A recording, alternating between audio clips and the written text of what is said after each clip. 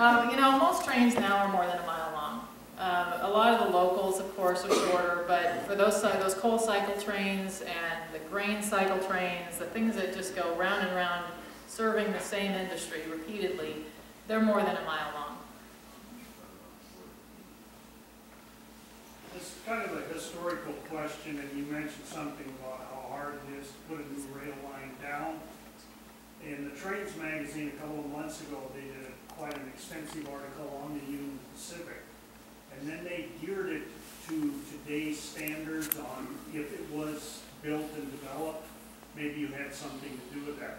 But they said it would have taken 52 years now with all the legal and OSHA and whatever else. No, I'm smiling because Kathy Speck and I were just talking about that article earlier tonight, and it was definitely a tongue-in-cheek article because they referred to President Jenna Bush in one of the references. So it was, I think the editors had a lot of fun with that. It was certainly all made up, but there was a railroad, the DM&E, I think it's the Dakota, Minnesota, and Eastern, I'm not sure. The DM&E wanted to build from across Minnesota and South Dakota into the coal fields, and they worked on that for probably about 10 years and finally said we can't get it done because there were too many objections. In the same way that a new highway, a new city street that's, you know, through a populated area is virtually impossible to get done. I think most people recognize the rail lines that exist in the country today are the rail lines that we're going to have, which is why we have this problem with passenger. What do we do with passenger? But then you go back to these abandonments and you say, okay, everybody knows what rail banking is for, right? You know what those rails to trails are for.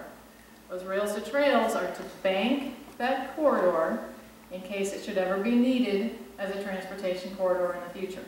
So, and this is very controversial, but I think it's only a matter of time before the conversation is held about, is this rail corridor, this old rail corridor, better used for inner-city passenger or for a bike trail, or can we use it for both? That might explain why they put those mirrors back up on the piers when they opened the walk out.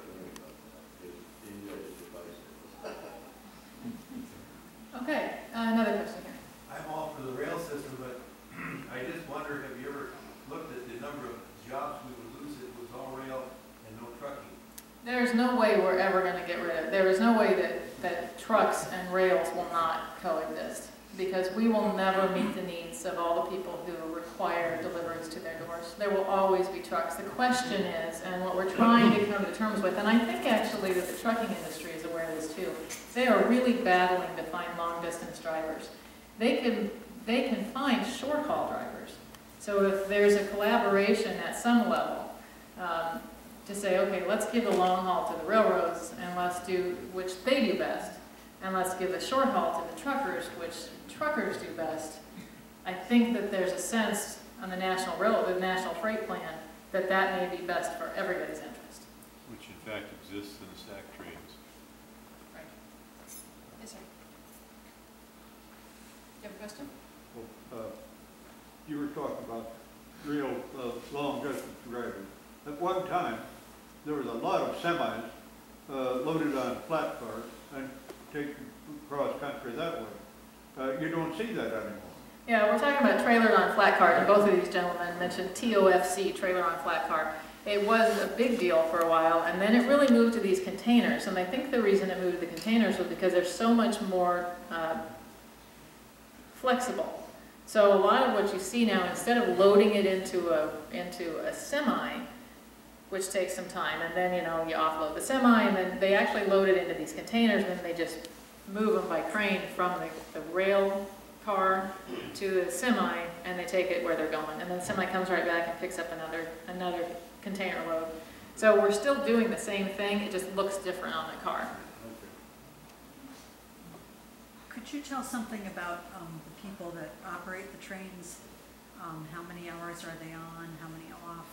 How do they get the new crew on? Stuff like that. Asking about how we operate in terms of who's in the cab. We have two-person crews, an engineer and a conductor. The engineer runs the train, the conductor is in charge of the load, essentially. There is an hours of service requirement. I don't know exactly what it is. It's in the ballpark of 12 hours, but I don't think it's exactly that. But there is a federal hours of service requirement. If they exceed that hour of service, they come to a screeching stop and they do not move the train until we get them off. We try very hard to make sure that never happens. So we have different, they have certain assigned routes. I mentioned from Clinton to Fremont, that would be the long pool. Most of them only go from Clinton to Boone. So they take a train from Clinton to Boone, or Clinton to Marshalltown, they get off, they go back the other direction. We have vans that go around and get them on and off the train. I want to say also about our employees, a couple of things for those of you who have children or grandkids looking for jobs. We're hiring about 3,000 people every year, and a lot of those are train crews. The standard wage and benefit in the U.S. is about $67,000, wage plus benefits. The rail industry average, wage plus benefits, is $107,000.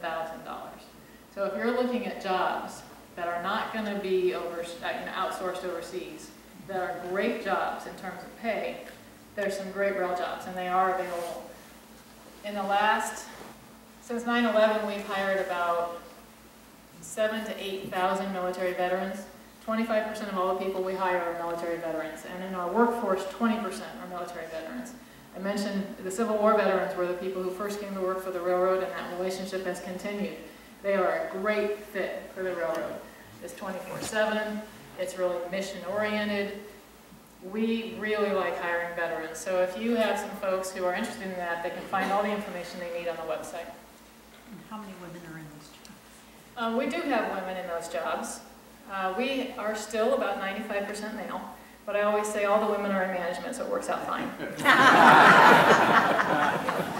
There are some women in the cabs, and we want more and more women there. They have to be able to lift. They start as conductors before they become engineers, and a conductor has to be able to change out a knuckle on a car. You've seen those are the things that come together to hold the cars together.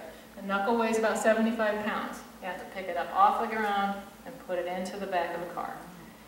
That's tough. And that really makes it hard. We have a lot of women in engineering and women doing signal work, but that physical requirement, and in fact it is something that does have to be done out on the, it's not something you can just say, well, never mind, it'll never happen, because it does happen. There was a really good article in New Yorker several years ago. It had maybe a series of 3 magazines on the railroads, and I found it very, very interesting.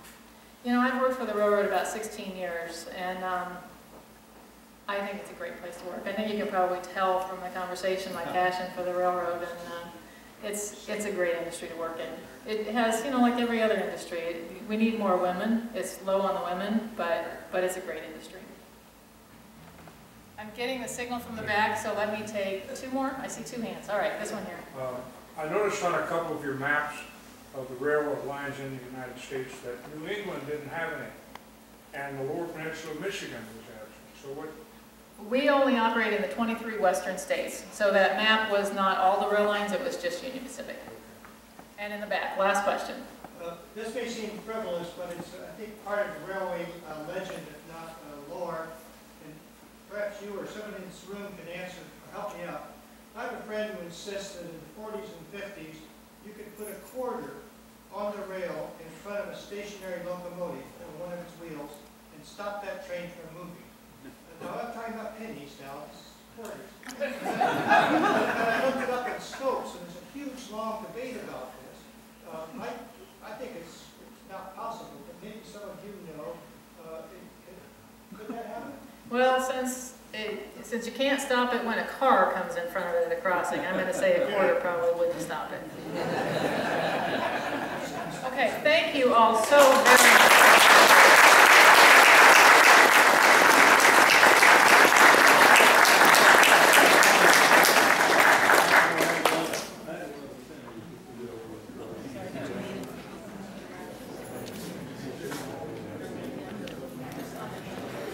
Thank you. Of course, and don't forget, the next program is Saturday, October 6th, 2 p.m. And be sure to bring your kids and grandkids, because I think they'll really enjoy it. Thank you so much, and pick up some great souvenirs from the Sesquicentennial.